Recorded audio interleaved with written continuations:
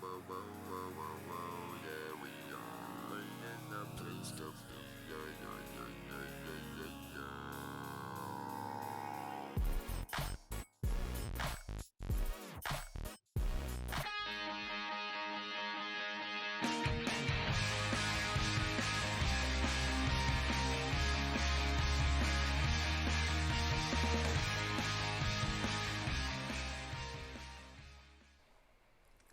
All right, good morning.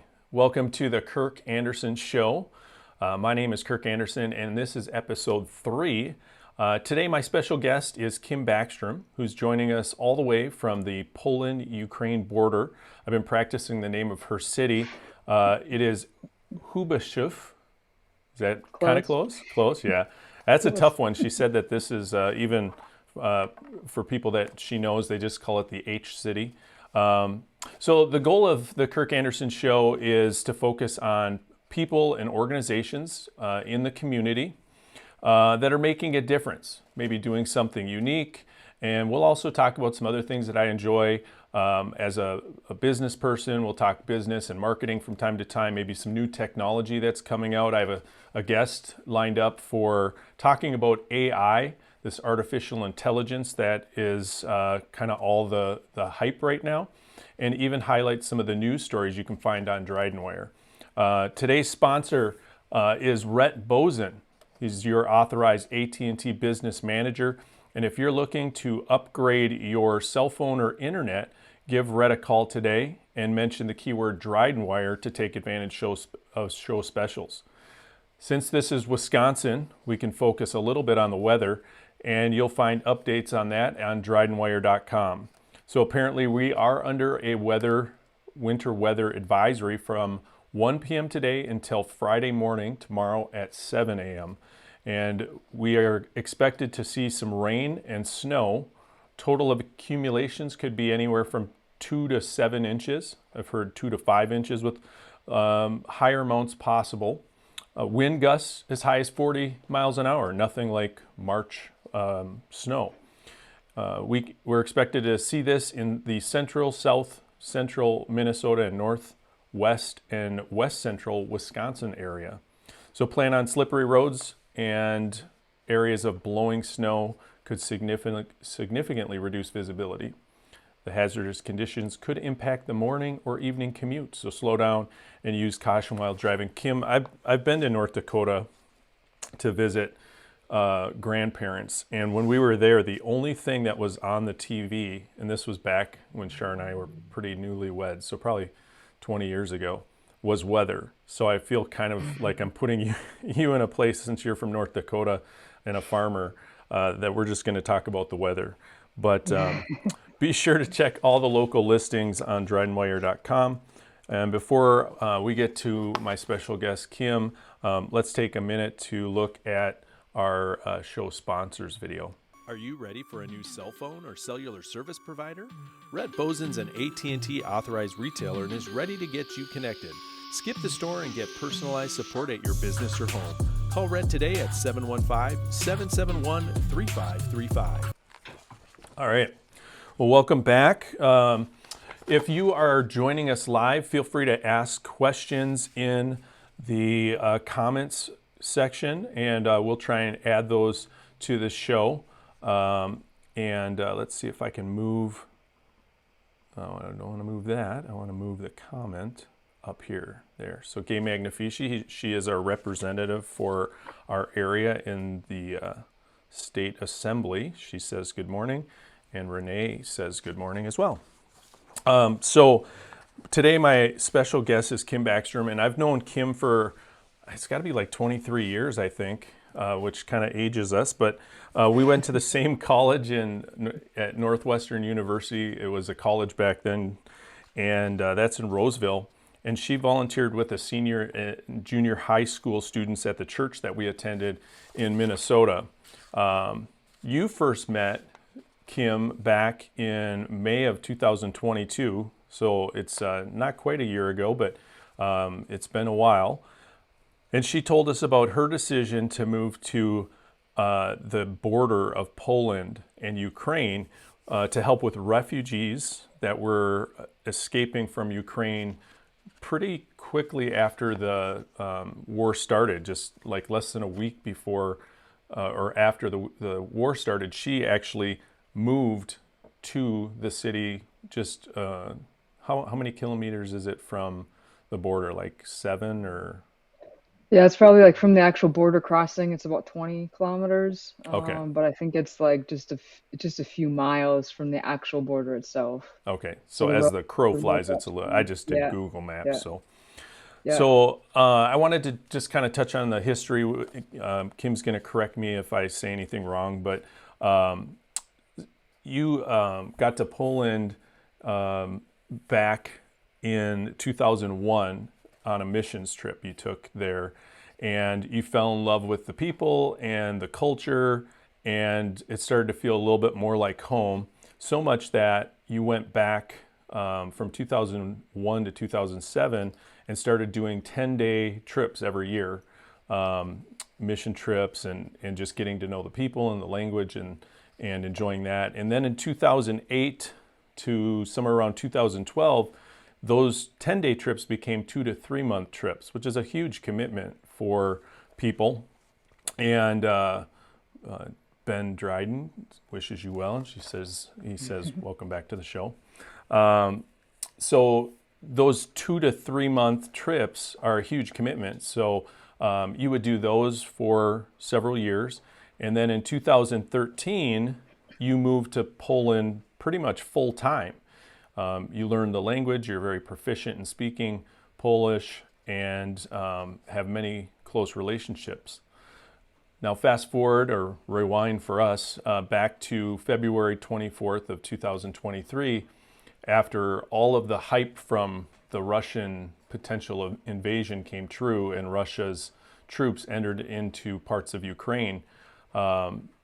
You were meeting with a group of people and talking about this crisis, and at some point, we'll talk a little bit about that, you actually decided that you would pack your stuff and you would go closer to the war to help with a church that was receiving thousands of refugees coming through the city. And you have been there ever since. Now, according to the news, and take this with a grain of salt, but Reuters news reports that approximately 42,295 people have been killed. Now, this is on both sides. I don't know if this is just for Ukraine's or if it's total, but the numbers were that 58,479 people have been injured. 15,000 people are still missing. I got to think that that might even be higher. And approximately 14 million people have been displaced. And the number of buildings that were bombed were ridiculously high. I mean, things that we can't fathom as we sit in our, our first world homes and businesses in the States.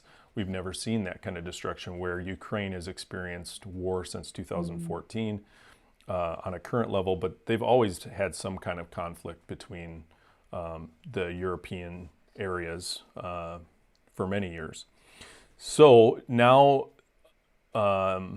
more than a year later, we have invited Kim back to give some informational updates on what's going on in Ukraine and what's going on with the ministry she's working with. And so, Kim, I want to just welcome you back to the show and say thank you so much for coming. Now, typically I'm in a normal time zone, and the person that I bring on might be like 4 a.m. or something, but it's actually 2:00 in the afternoon where you're at, so I don't feel bad that you're up. But what's the weather like there? Are you drowning in snow like we might be later today? No, no, we're not. And first of all, I want to just say thank you for having me back. And but no, it's sunny out. We're hanging out, in the 30s and 40s, and might hit 50 degrees, and we haven't had snow for quite a while. So we've had very mild winters. So you guys got all the snow, and we're just having it easy. It rained yesterday. Okay. All right. I see you froze, but I can still hear you. We'll Oh, see if you pop back. So you are right close to the border of Ukraine, And did I get everything right when it comes to the description I gave of how you got there?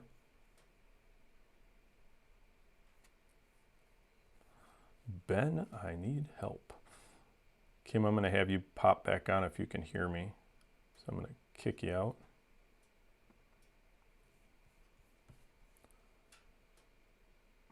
Hopefully we can come back with Kim. And there she is. So let's see if I can do this. All right, Kim, how you doing? So I don't know what just happened. Well, I booted you because were obviously frozen, so you froze. But Yeah, I froze up. Yeah, I'm not sure. I think my internet was still good, but anyway. yeah, so my So description of how you got to Poland, was I somewhat accurate, or how did I do? yes, yes, you did well. It was good. Only one correction I would make is that our church, but specifically on the border here in Hrubieszow, did not receive thousands. We only received probably about 500 to 600 people within like the first 2.5 months of the war. So Okay. Still, yep, for a small yep, church like that, yeah. because there is a Facebook group that I'm part of, that I can kind of see some of the things that are going on, the amount of things that were happening in your church and the amount of people that were coming through is pretty overwhelming for when Mm. they're staying there and they're doing that. So bring us up to speed of what is going on now and what you've been doing for the last 9 to 12 months since we last Mm. talked. Yeah, so kind of what's happened as far as like on the border, like since May, like the beginning of May, things have gotten very quiet. So like, so from February 24th, 22 through, I would say somewhere between May is when tens of thousands, hundreds of thousands of refugees crossed, millions crossed were crossing the border. But then starting about May, things got really, really quiet and it just almost kind of stopped. And people are still crossing the border, people are still leaving, but it's not in just like floods like it's been happening like what had happened last year. Um, and so actually for us as the church, we stopped hosting in the church building in May. We were able to get an apartment building, a 6-room apartment that we were able to rent, and we still have that till today. And we've had multiple Ukrainians living there. Some have lived. Uh, we've got one mother with 3 children who have been there since July, and she still currently will probably be there for the next 3 months. Okay. And so kind of what happened with the transition from like just transition, people in and out, moving further west into Europe to people settling. And so like in the summer, there were some people that were starting to come and just say, okay, we're leaving and we're just going to sit this thing out. And we need a place to live. And so we've got multiple Ukrainian families that are part of our church now. Hmm. I'd say 3 to 4 with their children. So we've got almost a bonus of about 15, a little over 15 people that are added to the church. Mm-hmm. And so our church is almost, and there's other Ukrainians that come as well, but it's probably 30 to sometimes 50% Ukrainian Is there a is language is the barrier church. then, or do they know Polish, or do you know Ukraine, or do you translate, or how does that work? Yeah, so a lot of the Ukrainian, so the Ukrainian and the Polish language are similar, and also all of the older Polish people, when they were in school, they were under Russian occupation, so they all had to learn Russian, and so they can communicate on that sense. But there's also a lot of Ukrainian words that are similar, and so many times, like Ukrainians will say, "I understand what you're saying in Polish, but I can't speak Polish," for example. And many Okay. times when the Ukrainians speak, the Polish people can understand them. I have a harder time understanding them because I'm not fluent in Polish. Like I'm really good in Polish, but I'm not fluent. So sometimes it is a barrier. Um, but all the people that have usually within, I would say, a month to 2 months, max 3 months, the Ukrainians that have come here, they're able to communicate, um, they don't need translation at church, for example, and they can understand Polish. So So, do you feel like there's a lot of people that are going back to Ukraine now, or are they still kind of outgoing as far as I would imagine that if Ukraine is my home and I had to flee for some reason, at some point I would really like to go back go and, back. you know, make it my home again, even if there's destruction. Do you see people that are kind of moving that way, or is it still a hot zone and not a place you want to go?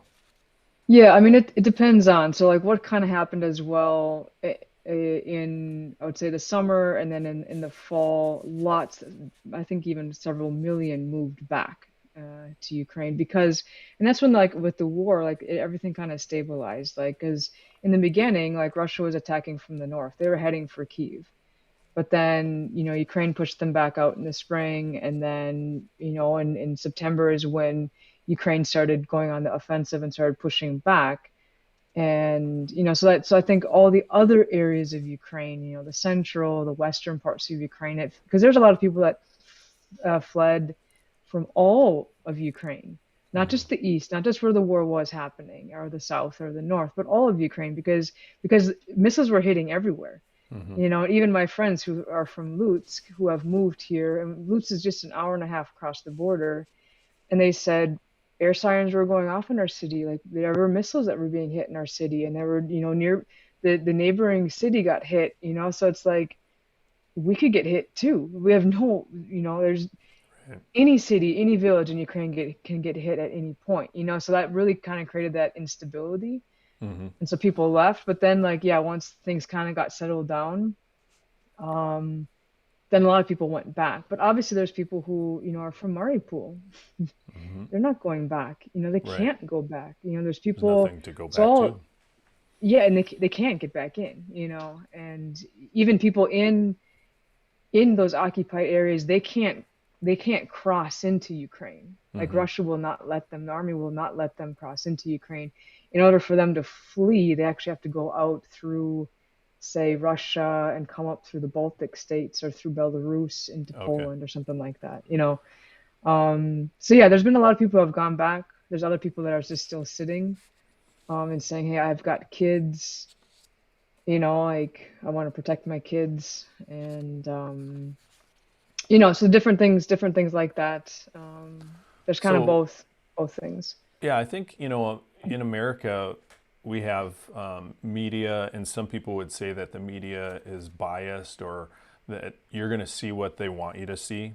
And I know that there's the same thing happens in Ukraine and Russia. They both have really good propaganda for telling the story of what's going to pull on the heartstrings of their people. So we've seen examples of Russian television and Ukraine television, and then there's always the controversy of, hey, is this even real?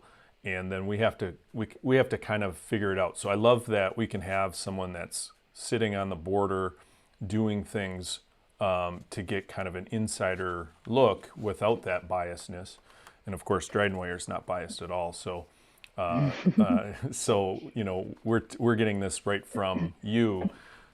What is the current status of things like the electrical grid and people having shelter and clean water and the ability to get food?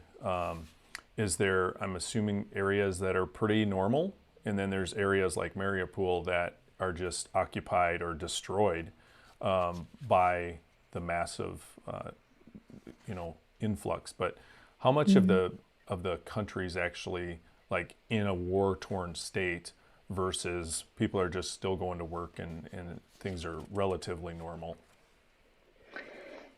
Um, well, I'm not exactly sure, but I mean, every place where, like, if it's not on the front or close to the front, from what I know and what I've heard from people who are in Ukraine, like it's in relatively, I mean, the whole country is in a state of war. There's Right. curfews that are happening. You're not supposed to drive from, I think, 10:30 at night or 10 o'clock at night till, I think, 5 in the morning. You're not supposed to be driving.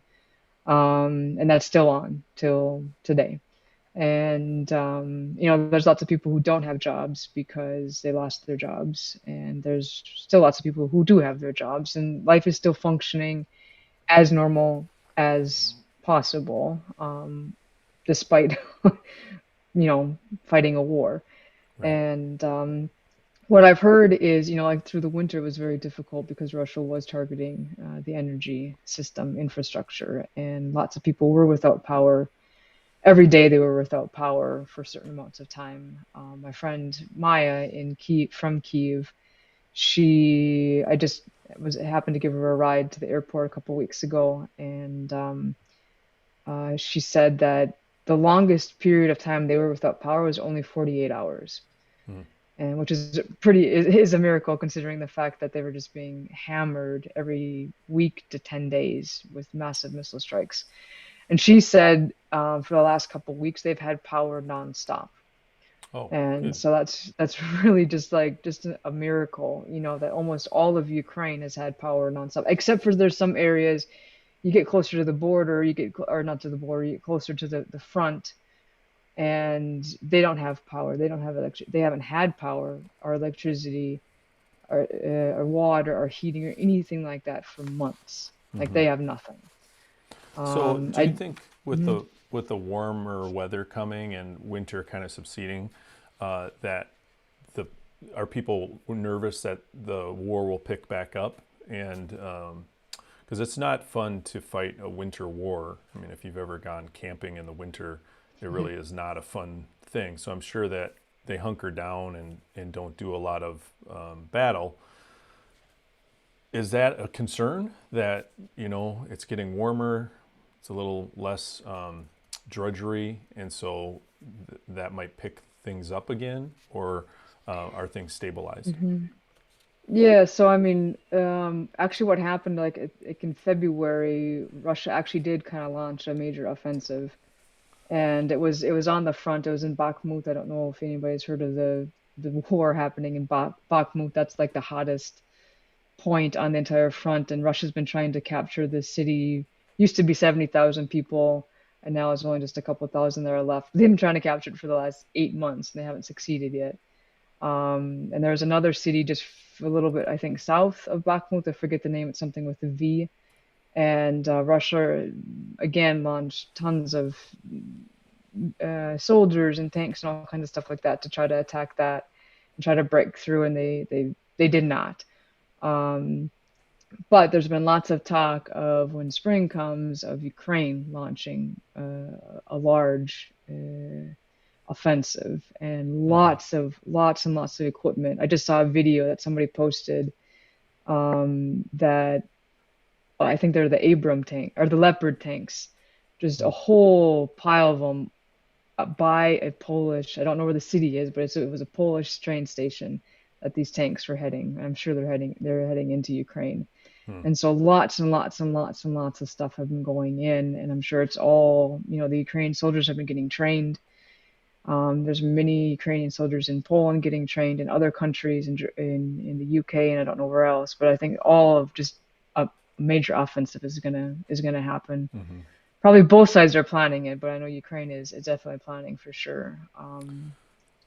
So And but when I think that but it would be in the east. It would be in the south, so it wouldn't be, you know, coming further west. It would right, be pushing Russia back.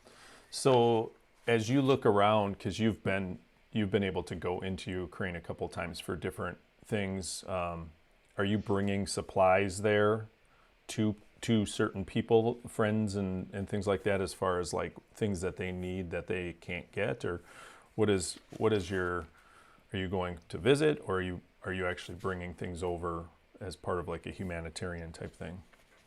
Yeah, so like the three trips that I took into Ukraine, they weren't connected with any humanitarian aid trips. Like I went in one time, I needed to cross the border so I can legally stay in Poland a little bit longer. Another time was just to visit friends, and also to bring a friend back into Ukraine who needed to take care of some things, go back to her home. But what I've done is I've been able to connect with other churches, and the money that people have been sending me. we've been able to send and buy food for mainly this church in Lutsk. It's called the Water of Life Church, and they since the beginning a year ago they've been coming to us. In the beginning, it was once a week they were coming to get food, like a van full of food. We're talking like $2,500 worth of food, and they would hand Mm-hmm. out to a couple hundred refugees, like just a package of food. Mm-hmm. So that's what we've been doing a lot is just, if I have the funds, we're able to buy food for them and they're able to keep helping supplying food for the people that they're able to help. Another thing that we did over the winter is, again, through contacts, is just helping buy generators, because the infrastructure was being bombed. And, Mm. and so people were like, it's cold. Like, we don't have any power. Like, we can't cook. We Right. can't do anything. And so through different contacts, we kind of became like the transition point is that people would order stuff, and then it would come to us, and then people would come from either Estonia or Latvia or Czech Republic or Germany, whatever their contacts had, and they would come and pick it up and bring it into Ukraine. And so yeah, but that's stopped. Like I think the last time we brought generators was in January where people were coming to get, but I think that's now Okay. kind of over for now. So early on, when the refugees were leaving, men under the age of like 70 or whatever that cutoff I think it's was, 60, I think. 60, were not allowed to leave. They were required to stay back and defend the country. Hmm.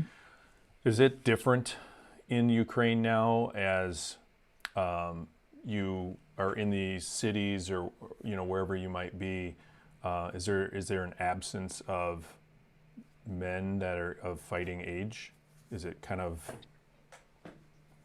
I've only been in the West, so I've never been far into the East. And so, but when I was in Lutsk, that's the only city that I was at there 3 times.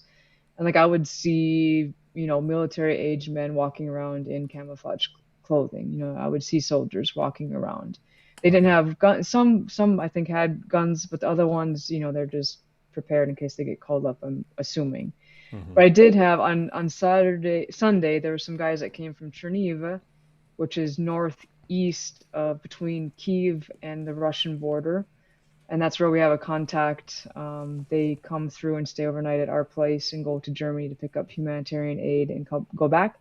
And they had said, so there's 2 guys that were there. One is a pastor, and the other one, his dad's a pastor. And the one guy said, because before they would have, so the military age, nobody between the ages 18 to 60 can leave the country Hmm. unless they have 3 children, unless they have a child that has like some sort of handicap, Hmm. or unless they have like some, sort of special pass. Like these guys are able to leave because they're doing humanitarian aid. That's why these men were able to leave.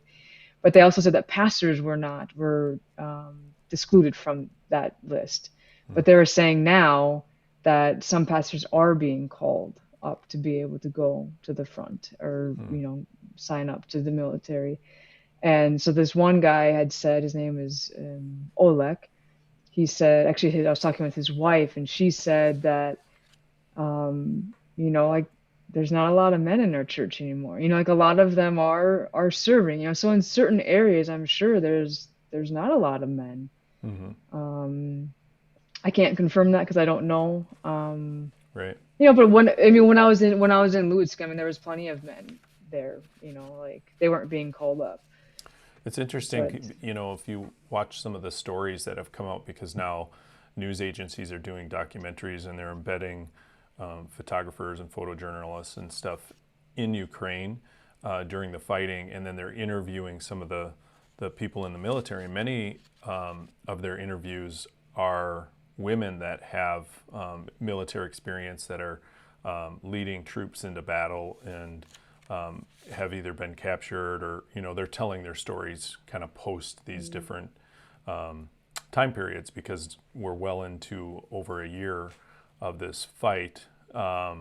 So it's kind of an interesting situation where you're hearing it from a variety of different views, from men that were forced to fight or that were impassioned to fight to protect their families or their homeland, and then the women that were doing the same.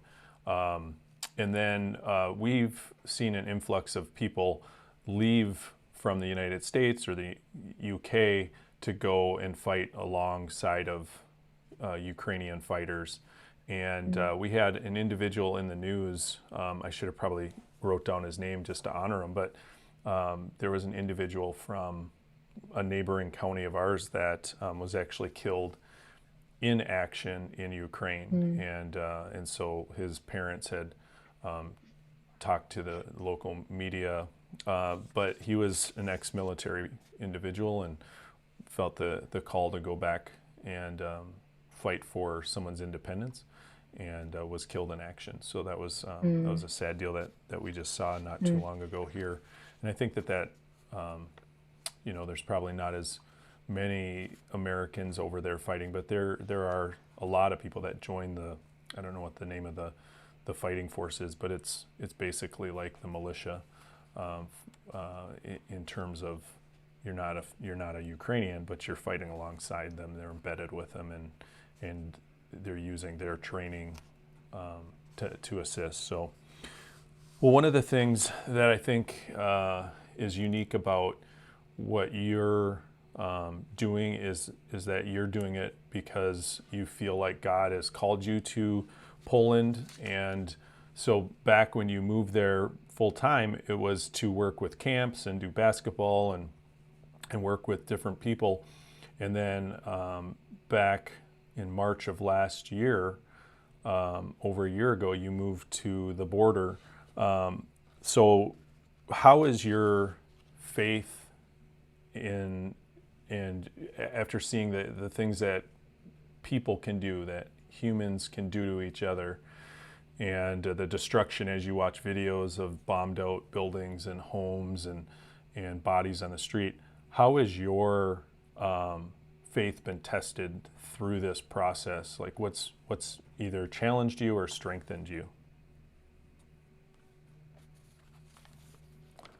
Did you freeze up again? We'll try and get her back.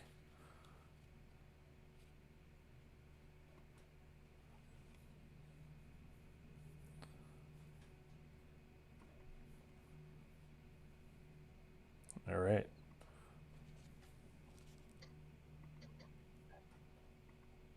We're gonna switch sides. All right. So I apologize for that. I don't know what the issue is, but we have you back, and so thank you for being back. So I was just asking about your faith and the fact that you've seen some really ugly things that have happened over the last year, and just seeing the videos from where I'm at on the other side of the world is probably not as impactful as it is for you, that you are so close and you know that these bombed out buildings are in the country next to you. So how has your faith been challenged as a person that went to Poland because you felt God's call to go there and serve in Poland, and then eventually get right to the border and be working with refugees and in a church down there? What are some of the challenges, both pro and negative, that have challenged you and as it goes with faith? Yeah, I think one of the challenges has been like going the extra mile. And even like in the beginning, like when I first came in, like the end of February, I had no idea how long I was going to be here for. Like I didn't come with the intent to move. I came with the intent to help, and I had no idea what it was going to look like. And so I just went, and then you just see all of this that's happening, and all just the craziness, and it was just nonstop work, and and then after, say, a month, after 2 months, I could have been like, well, I put my time in, I'm gonna go back, but there's part of me that like couldn't do that. And so I think I was just challenged with, am I willing to to make a crazy move, you know? Am I willing to, in a sense, uproot my life, my comfortable life, and nothing against a comfortable life. I think stability is a good thing, and it's necessary. But am I willing to go someplace that's totally new and to keep serving because God's opened up a door there? And you know, that definitely was a challenge to say. Even I think almost like it was almost so obvious. And the question was, am I going to say yes to it, or am I going to say no and go back to what I used to do? Mm-hmm. Almost like we just in church the other day, the pastor was talking about Abraham when God called Abraham. Like Abraham was living in like the most civilized city in the entire world at the time, and God called him, "Hey, I want you to go out to this land that you don't have a clue where it is, and you're going to live in a tent for the rest of your life." And but Abraham did it. He obeyed, and he was blessed by it. Hmm. And so I think even with the challenge of leaving the comfort, the known, you know, like my schedule and all that stuff, like saying, hey, I'm gonna leave that. I'm gonna go into an unknown place. I don't even know these people, and I want to move here, and I don't know what it's gonna look like. You know, like things might totally change. So like that's definitely been a challenge, but I've seen God's hand on it the whole time, and just the blessing. Of just doors being opened. And I guess other challenges would just be just the hard part of it, you know, like just the emotional part. Right now it's normal, you know, like it.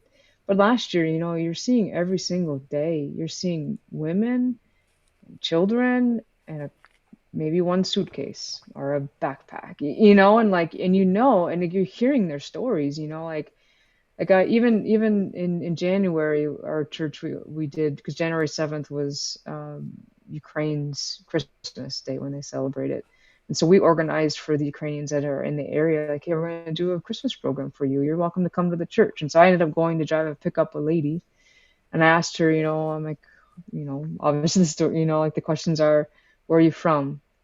She's like, I'm from Bucha. I'm like, oh, Bucha. You know, I don't know if you guys remember the stories from last spring, you know, of just the massacre that happened in Bucha. Mm-hmm. And I'm like, when did you leave? You know, and she's like, we were there just for a day or two and we left. She's like, the bombs were exploding everywhere, planes were flying above us, and just explosions, and we just left. Mm. You know, so hearing stories, like actual people telling those stories, seeing their tears, and you know, seeing people that say our house got blown up, you know, and we have nothing left to go back to, Right. and that's what's hard. And just seeing just the nonstop, that was really difficult and just really heartbreaking. And So yeah. if anybody has any questions, feel free to type them in the comments. But Kim, how are you able to balance like your needs as an individual, mental health wise or physical wise, financially? Like, who supports you in your efforts there? And are there anything? Is there anything that you know need more of? I assume you have friends that you've built over the last 12 months, but do you have the support there that keeps you, you know, mentally healthy and you know, spiritually healthy? Yeah, I sometimes have talking about balance, like this is something I'm struggling with, to be totally honest. You know, like, 'cause there are some things that I'm pulled in so many different directions, and not even related to Ukraine, but just, you know, work and service in the church with youth group or doing basketball, or, you know, we opened up a coffee house in August for the church, you know, to reach out to the local people in the community. And then also just Ukraine stuff that just pops up, you know, you can't plan for that. And so that is something that I do struggle with, is just trying to be able to balance it, and to know, like, okay, what can I do? And, you know, because everything's new, you know, for Mm-hmm. me, and over the past year, and it's very different than what it used to look like. Mm-hmm. And but as far as like the support side of things, uh, I have a really good team here, like a really good team, and I think that's the biggest thing that drew me to move here to Hrubieszow is that like I knew that there was a team. And actually, there's a couple that they're huge. They're probably my biggest support here where I'm at. And even last Friday, I was having a tough day, and my friend just was like, "You okay?" I'm like, "Mm-mm." She's like, "What's going on?" I'm like, "We'll talk about it later." And Right. after work, came over and just had a chat. And but I also do have a lot of friends. My friends back in the States that I'm in contact with, and they keep tabs on me, and there's just a lot of people praying, and I think that's the biggest thing is just that prayer support. And Mm-hmm. as far as finances for me personally, like I still work. There's a business that my dad and I started in North Dakota working with farmers, and that's still my current job. And so financially I have Mm-hmm. that blessing to be able to support myself, so that's Yeah, been it's a cool good that thing. you can work remotely. Even Mm. you're not in the tractors spreading the fertilizer, but you can program them to do it. So Yeah. Renee asked a question. Well, first Renee said that we should sing whenever you freeze, and I think she means I should sing, which probably would not be good. But It'd be a she lot had better than me. she had a question. Do you plan to live there? So Yeah. what are your plans for the future? Obviously you're living in Poland and you've been there for quite a few years. Do you plan to continue to serve in the area that you're in, or is there other plans that you're considering? Yeah, so I don't really know what my future plans are. I mean, I see that God's opened up a door here for me in Hrubieszow, and I'm planning on staying for quite a while. And I don't know what that means for how long. And usually, my entire time of being here in Poland's always been, okay, Lord, I'll be here as long as you want me to be here. And I have moved. I've been in multiple cities over the past 20 years of being here in Poland. And so for me, I'm just like, I mean, I thought I was going to be in Gliwice where I was a year ago for, a very long time. I never expected to move. So for now, I see that there's tons of things to do here. There's lots of ministry needs, and there's very few workers here, and I see what I'm good at doing, I'm able to do. And Mm. so for now, it's here, and if God says, okay, your time's done here, time to move on, then I'll move. But I have no idea what that looks like. But right now, I don't want to move. I'm done moving. I think it's important to realize that it's not a glamorous thing. I think when we see the little short videos that are posted on the internet, we kind of think that that's what it's like all the time. So in different groups or in your group, you might have like an interview with somebody where someone tells their story, and we get the idea like that's happening all the time. In Hmm. reality, like time is just always happening, and those opportunities to serve people might not be as frequent, Hmm. but they're not any less important, especially if nobody else is there to do that. And so, what the work that you're doing there is probably not glamorous. I would say that probably Paul's journeys on his missionaries as he was sent out as an apostle were not glamorous. There was probably a lot of drudgery. He sat in prison for a long Hmm. time, and yet what he did was extremely important. In fact, he gave us most of the New Testament. So, I think that what you're doing is really quite important, and so thank you for doing it. Hmm.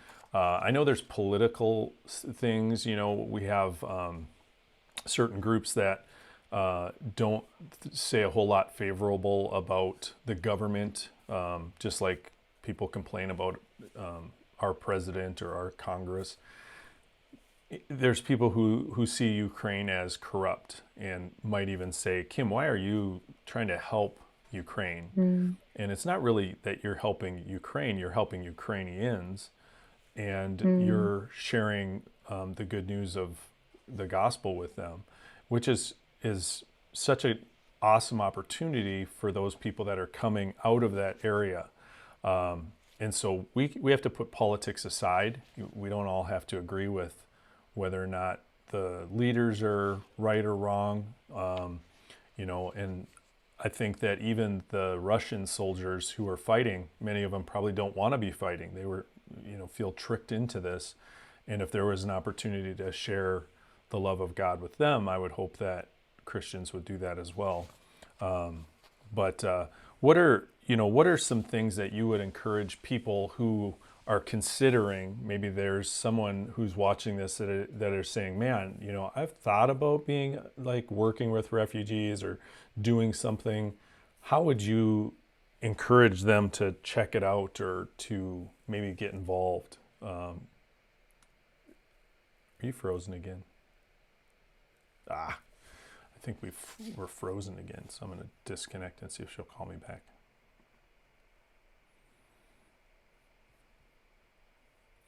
All right. No, I was not going to sing. Oops. Let's see if she'll call. There we go. All right. There you are. I think we got you on there twice. Oops. Oh, now I'm twice. Yeah, we'll put me on there. No, there were three. I got to get rid of one of you there. Holy smokes. Ben, this is crazy. All right, can I There hear we you? go. All right. Technology is good, right? I didn't sing. I'm on the wrong camera though. Yeah, so technical difficulties. I don't know which one had your volume on there. Can I hear you? Can you hear me? Yeah, I can hear you. Okay. All right, we're good. Well, as we wrap things up, I was just saying how important the work is that you're doing, and then how would you encourage someone who's thinking about this idea of, how can we get involved in, like, whether it's Ukraine or Turkey just had a massive earthquake. There's flooding, there's tsunamis, there's all kinds of stuff where we can get involved.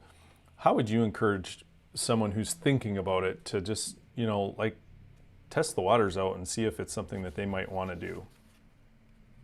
I would say do it. Just go. Like if there's a need and if you can do something, do it. Don't think about it, And I think sometimes we think too much. And I think that's the lesson for me. Like there's been so many situations I've been thrown into the past year that if I would sit and think and be, like, okay, we got to make sure everything's okay. Like I wouldn't have been able to help so many people. And people need help, and God calls us to help. So do it. Go do something. God has called us to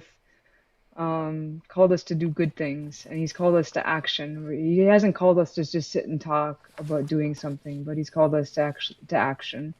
Mm-hmm. And so I would say, yeah, get involved. Maybe you might not be able to be like me and move to the border, or you might not be able to go to Turkey, but you could probably, we live in a day and age where we can get connected with people, really fast. Try to get connected. If there's a way to send money, to people that you trust. And if you can go, Yeah. and even if that means like, hey, I'm moving, like go for it. Yeah. Well, I think there's, we are in a unique spot where with virtual, many people in America, because of the COVID stuff, they work from home now. And they might be able to just pick up and say, hey, I'm going to go to Poland for 3 months and work. The internet obviously works, kind of. Sometimes. So they're able to do a lot of what they're doing, like you are, working back in North Dakota with your dad's business.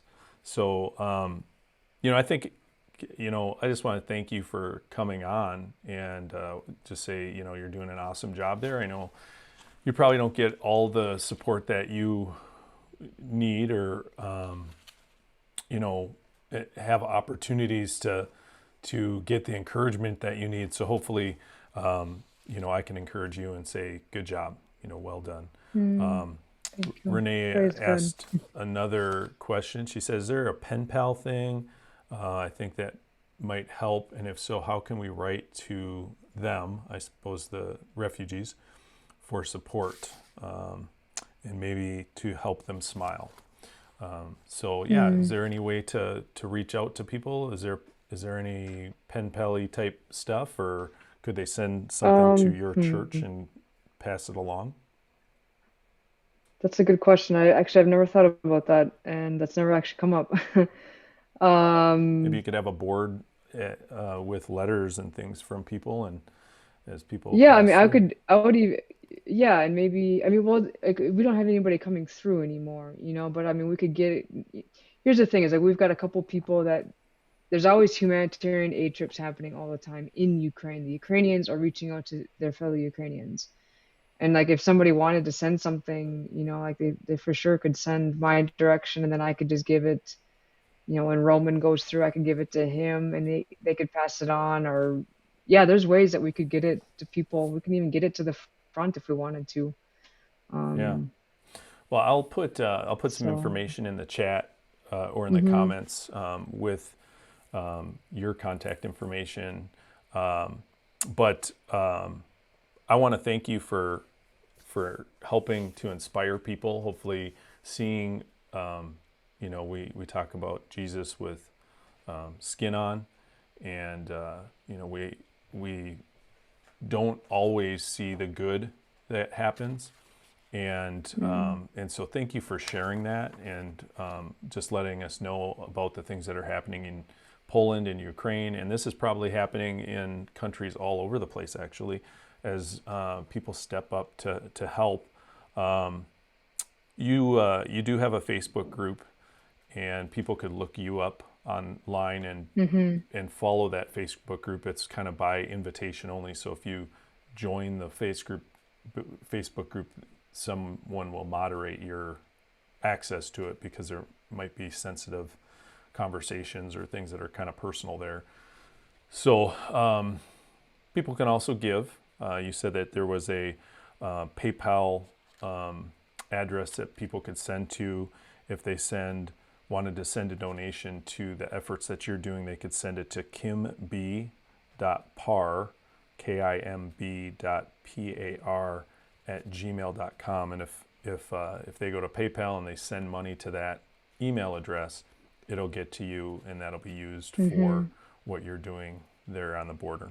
So, all right. Mhm. Any final thoughts or ideas that you'd like to send us off with here?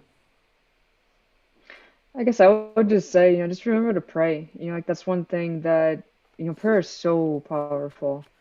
And we can pray for anybody in any place in the world by being anywhere in the world, and so just don't forget to pray, because it is hard. It still is hard in Ukraine and people are struggling. And even here, I mean there's people who are constantly looking for jobs. Like there's no jobs in this town of Hrubieszow, and so we're trying to brainstorm ideas. How can we start jobs? How can we start businesses? Mm-hmm. Here in Hrubieszow. And maybe if anybody has any ideas for that, like shoot them my way because we're trying to get something going so that people, can afford to stay. And I guess Right. just I would just say as well, just a sending thought, like wherever you are in the world, serve God, Mm. step up to the plate and do something, don't and go the extra mile. Like it's tiring, it's exhausting, but it's so rewarding and the body of Christ needs to be in action.